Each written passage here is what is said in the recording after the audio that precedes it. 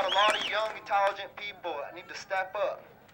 And these people up here that ain't stepping up, we need to ship them out. Hi, I'm Gabe Whiteplume from the Whiteplume Sioux. I'm 19 years old. I'm a senior at Pioneer High School, and I'm here to talk about genocide and the facts about Pioneer High School and how much that they've been dropping a lot of. The percentage of dropping students is up to 89%, and 50% of the students drop their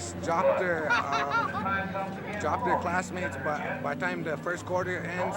So a lot of us don't get a chance. The first thing I'd like to bring to the attention of my fellow students is our healthcare system's pretty fucked up. Well, excuse my French, but I'm just being honest here, and that issue kind of really gets to me. Our healthcare systems are screwed. Our doctors are third world country doctors who really don't know what they're doing, and they come down here, and the stitches they give us are messed up. I'd rather go home, find a needle and a piece of thread and stitch myself up than go up there. Mr. Steele, what's up with our healthcare and our water? Okay, well, let me tell you one thing I just came back from.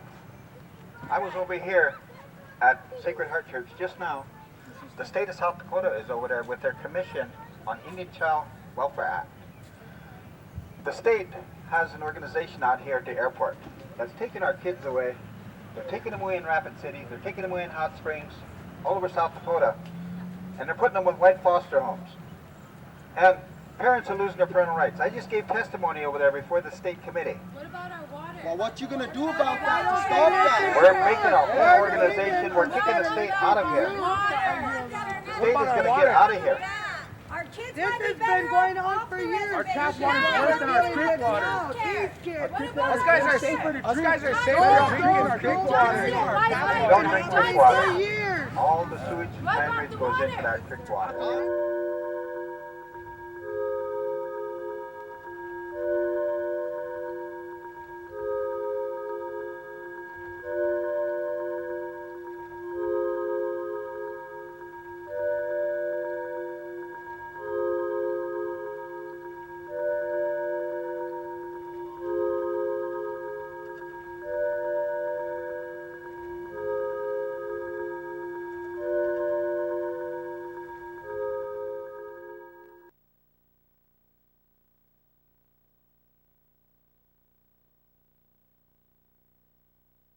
Omitaki api, Gerard hake machi api lo.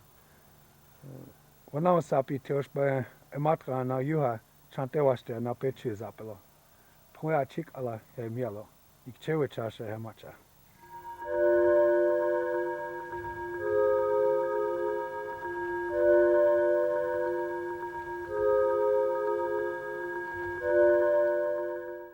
See, right here is the black mold. That's another thing that's causing a lot of the sicknesses. Black mold attacks young children the worst.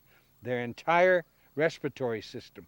You see 4 and 5-year-olds with that bottle of oxygen and that mask on their face. 4 and 5-year-olds. And of course, the elderly and the sickly, the sugar diabetics, they're prone and susceptible to that black mold, which attacks the respiratory system. Black mold is rampant throughout the 9 reservations in South Dakota and the reservations in North Dakota and Montana, the Northern Plains. And we have no relief. It's a national disaster area, but the governors refuse to call for it, and of course, Washington, D.C. refused to recognize it. And these were supposed to be fixed 2 years ago. They still haven't come around yet. And the lights, this is burned out, but still hasn't been fixed. This window here too hasn't been replaced.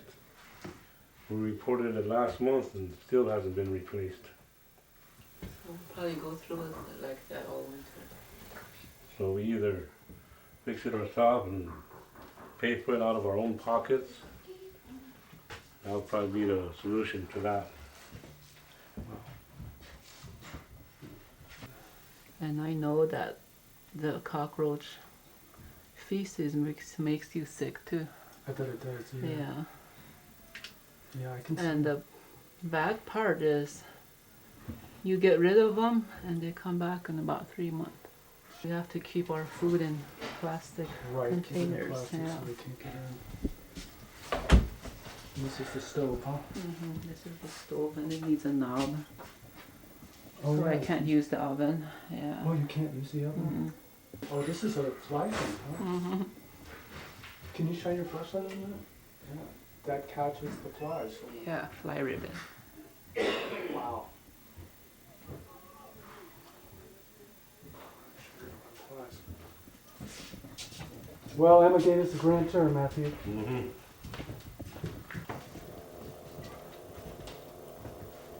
That's another one that's just, Where's it? Oh, right back here. yeah, it's eating away. Oh, yeah, sure. Nowhere else in the Western Hemisphere is the life expectancy so short. Not in the shanty towns of Rio de Janeiro, not in Guatemala, not in El Salvador, not in Mexico, nowhere. But on Indian reservations, our national life expectancy is 47 years of age.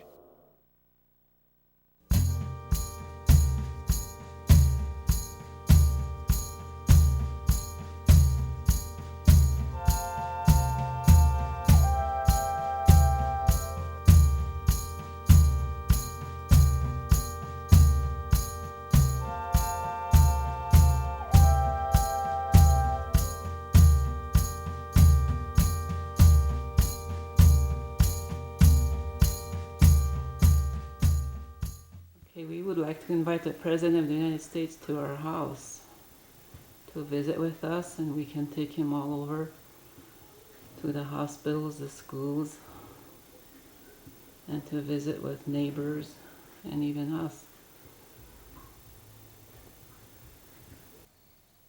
The reservation physical life is one of misery. Fortunately, we still have our culture. And that breathes life into us. I can't make an American understand because they have no culture. What I can tell you, and culture is beyond singing and dancing, by the way. And it's beyond, way beyond Wall Street or MTV. What culture is values, and we still have our spirituality. And I thank the Great Mystery for this beautiful land and the opportunity to be Lakota.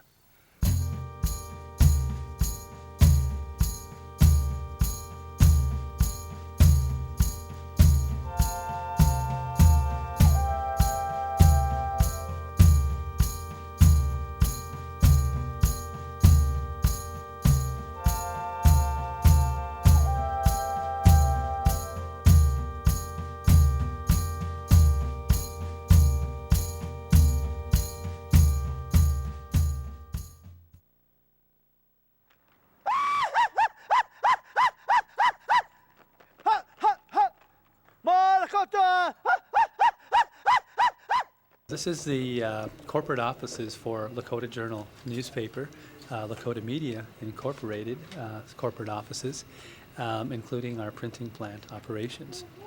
This would be the editorial department of the newspaper where the writing staff would be located. To this area, we get back to our actual printing press.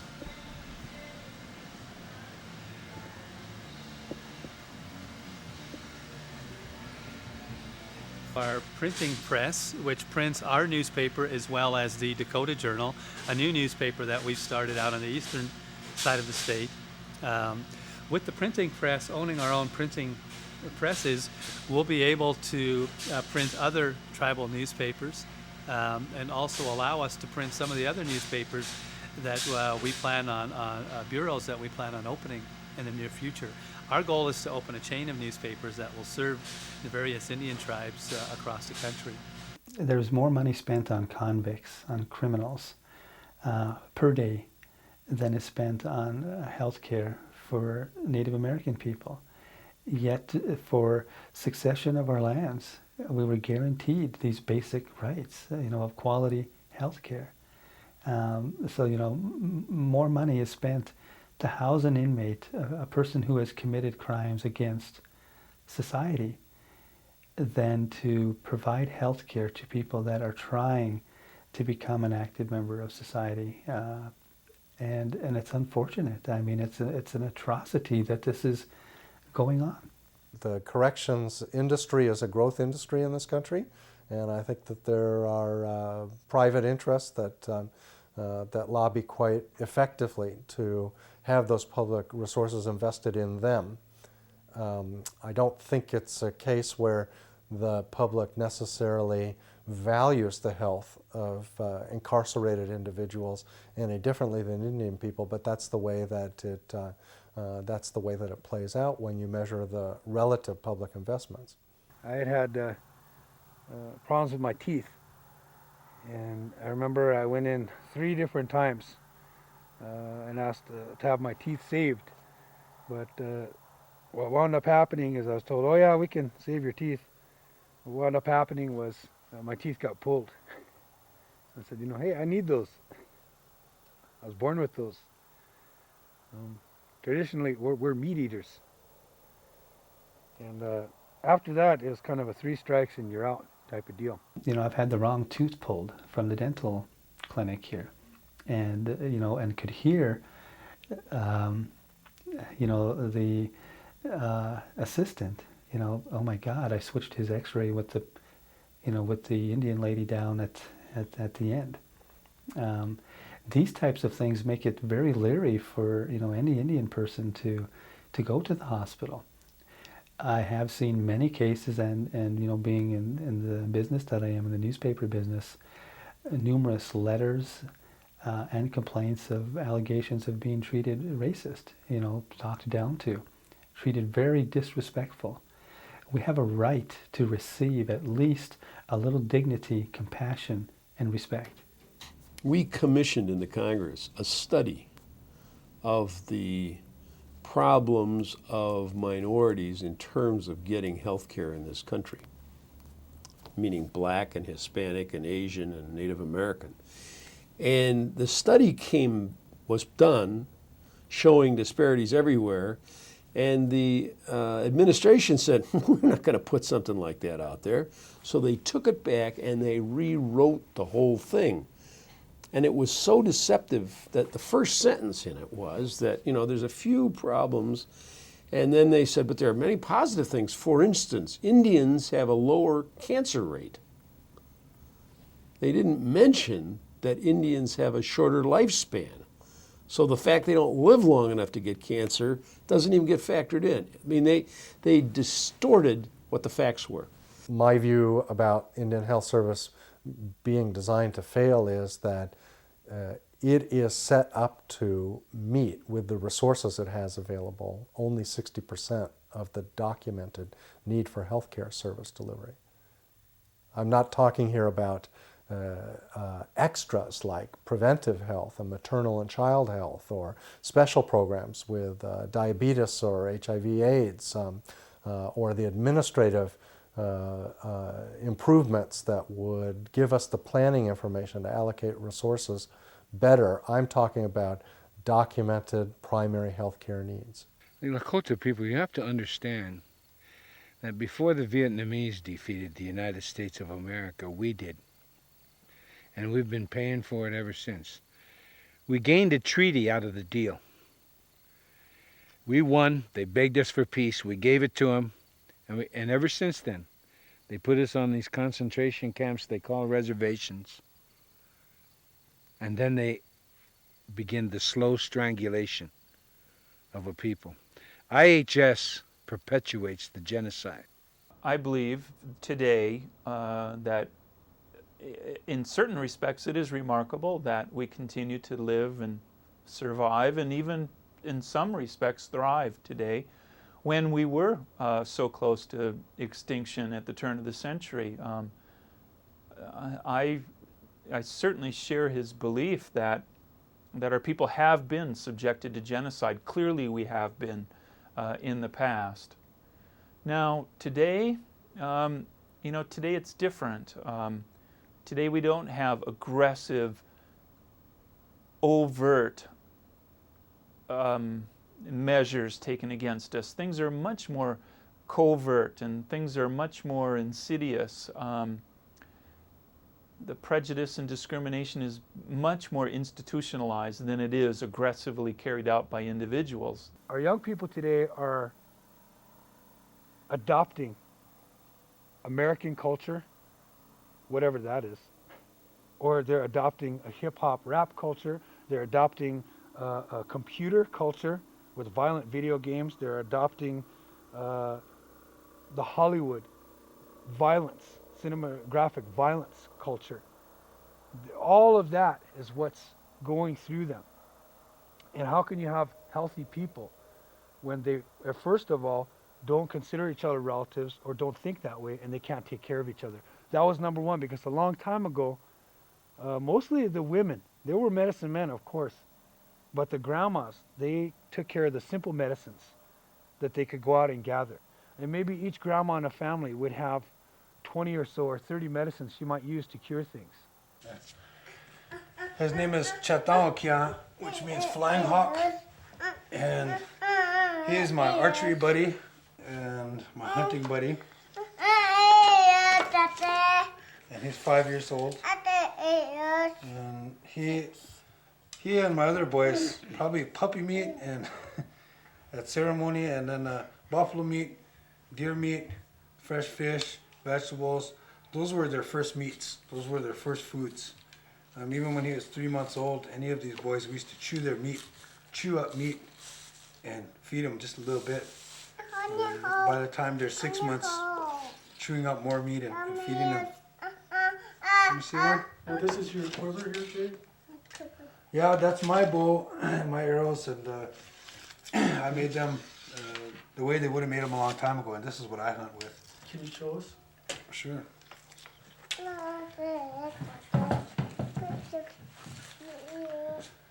My goal is to... when it's high, look. Oh, okay. You have that one. Okay, my arrow, thank you. You made this yourself? Yeah. I make all my arrows. Made my bow. Mama, you make my bow? You make my water? The first one you had when you were 2. On the hop. And remember those wooden nails? If you want to get in good health, then I would suggest anything traditional will put you in good health. This is 62 pounds of pole. We don't shoot like Europeans would shoot this way. We shoot instinctively. We shoot at a 45-degree angle like this. And where I let off my arrows is about 50 to 55 pounds, so it's enough to drop a buffalo. And I took down a buffalo off horseback with this bow. Mainly, we want to show our youth, get our young people involved in healthy things. If you learn, exercise your traditional values, our ancestors at one time were bowmasters, they were horse masters, and not only is that great exercise and fun and a traditional thing to do, but if you learn archery and then you learn how to hunt, you're going to bring home healthy food, as opposed to if I hunt up in the hills and I knock over an elk or a deer, or if I get a turkey, I know the label when I lift up their tail says turkey meat, deer meat, elk meat, antelope meat. If I go to the grocery store and buy pork or beef or chicken, there's so many nitrates and chemicals and hormones that are in those animals that I don't know what it is anymore, but it's definitely not meat, whatever they do to it. And I think one of the steps to good health, again, is having that traditional diet. Alcoholism has always been, I mean, we have no industry, over 80% unemployment. Now it's almost 90% because of the government cutbacks. The health hospital is not It's called a comprehensive hospital with one dentist, with no surgeons, one gynecologist. At the same time, utilization rates for our Indian Health Service facilities show that between 6 and 8 visits each year are made by every single man, woman, and child on our reservations here in western South Dakota. So, although there may be some people who feel that way, clearly not most people feel that way. And in fact, whereas in the majority society, the average number of doctor visits for man, woman, and child is somewhere around 2.4 or 2.5. As I mentioned, it's up over 6 among our people. So there, in general, I don't think there's too very many people that are too adverse to presenting to the clinics. I went to emergency, and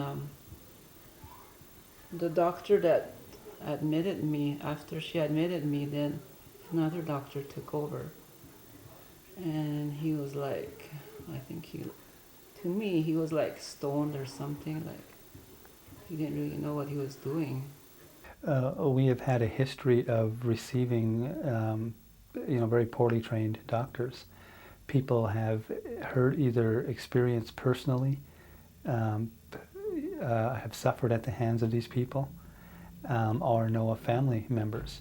I have an aunt a few years ago that was misdiagnosed. They gave her the wrong medication for her heart. She died within an hour after taking her medication.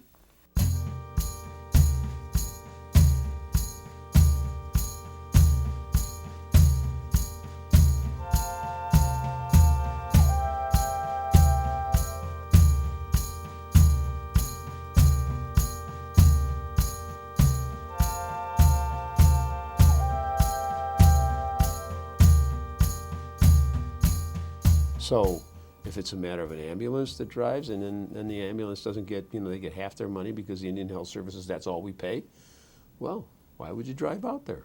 Why go? So if I'm going to lose money driving out to pick somebody up and bring them back in, it's hard to say that you would do it if you were driving an ambulance. I mean, you got to make a living. You got to pay for the gasoline, pay for the driver, and all the rest. So you can't make it up in the volume by losing money on every case. There never was a disease here or health crisis a long time ago. You had a way of life that was very healthy.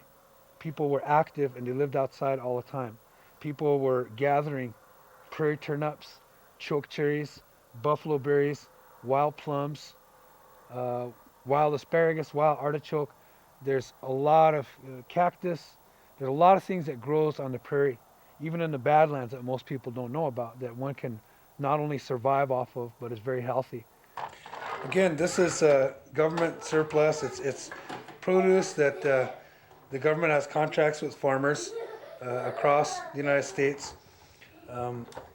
Farmers grow crops. They have to be able to sell them to keep their farms going. The government will buy out these crops, and commodity food programs are not only something for Native Americans, but people on welfare in this country have often gone in for commodity foods at food banks. The problem is in the past, commodity foods have been so unhealthy with all the corn starch, the fat, the sugar, the oils, the palm seed oil, the salt. There's a lot of stuff that was never in our traditional diet. So out of that, you developed a extremely high rate of diabetes, heart disease, obesity. A lot of health problems have plagued our people due to the use and abuse of commodity foods. The other product that we had, I can recall graphically, was chipped beef. This was a byproduct from making steak, and it was. It wasn't ground up like ground beef, but it was literally it was chips of beef. And these chips of beef were packed in pure lard. And they came in a little silver can. It bore a U.S. Department of Agriculture black writing on the can, and it was just chipped beef. And it was packed in lard, so my grandma like mini grandmas would open it up, she'd emptied out the whole contents in a pan and, you know, kind of fry it all up together, you know, and here you're taking the beef and you're frying it up in pure lard. Of course, you know, you may not want me to mention that also what they used to hand out in commodities is pure lard. A whole can of lard, just lard and nothing but lard. There is a new killer out there now, and that killer is obese. 1 out of every 5 children on our reservation is obese. Everybody blames the commodities. Everybody blames that. That is one of the biggest myths I've ever known.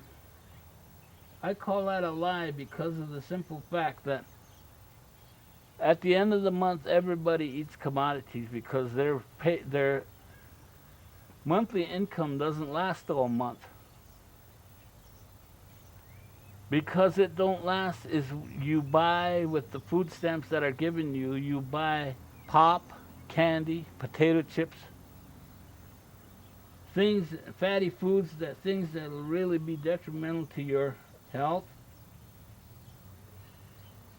And when those are expensive. If you look on the reservation shelves of all the grocery store, that's all they sell. Potato chips, pop, and candy.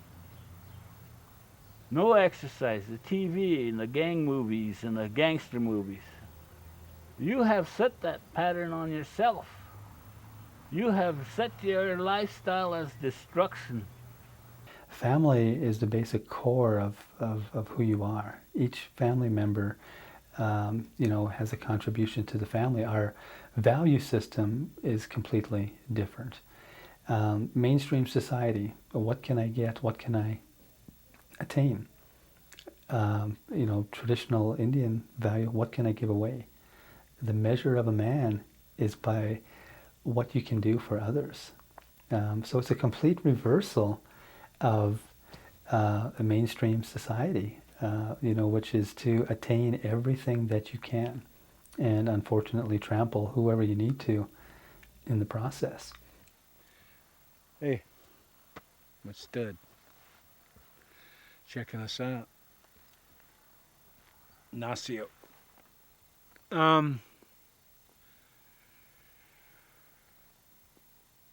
What I know is that we have enjoyed a 35-year cultural renaissance in the American Indian community. What I thought was just a small organization in a small country like the United States trying to rectify our rights was actually a spark of liberation that ignited the flame of indigenous people, not only in the Western Hemisphere, but worldwide.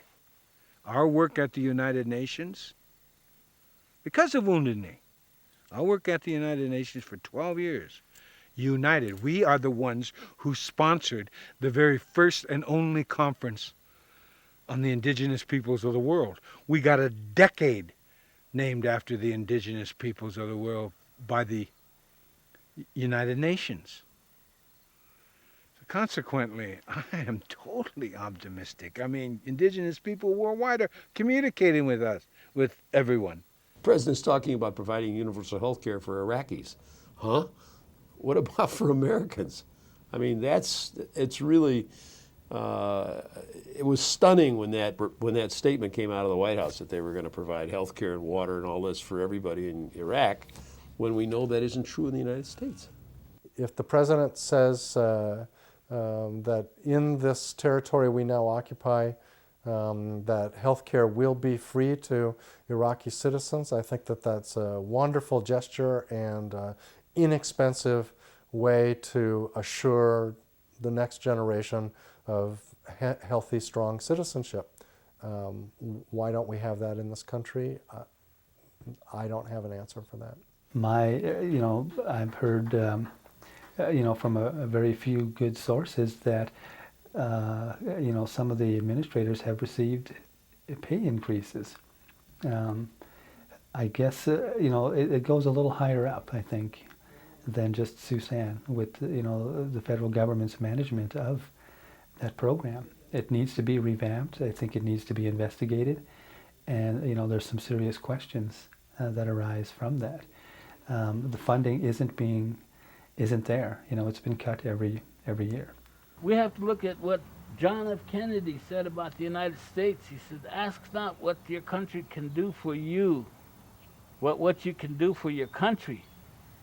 Well, we're going to have to use that as, ask not what your treaty can do for you, but what we can do for the treaty and our livelihood. The main prescription has to do with tribes being able to control their own destiny and serve the needs of their own people. Tribes know their people best. This is not a matter for the federal government to be directly involved. In my opinion, the federal government needs to make the resources available, but it needs to get out of the business of delivering those healthcare services. And for tribes that don't have the capacity yet to deliver healthcare services to their people, the federal government needs to be in the business of helping those tribes develop that capacity.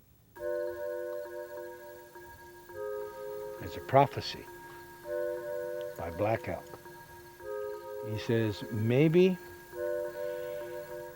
there's a root of the sacred tree of life still alive. We must find that root, nourish it, so the tree can once again grow and flower and mend our nation's hoop.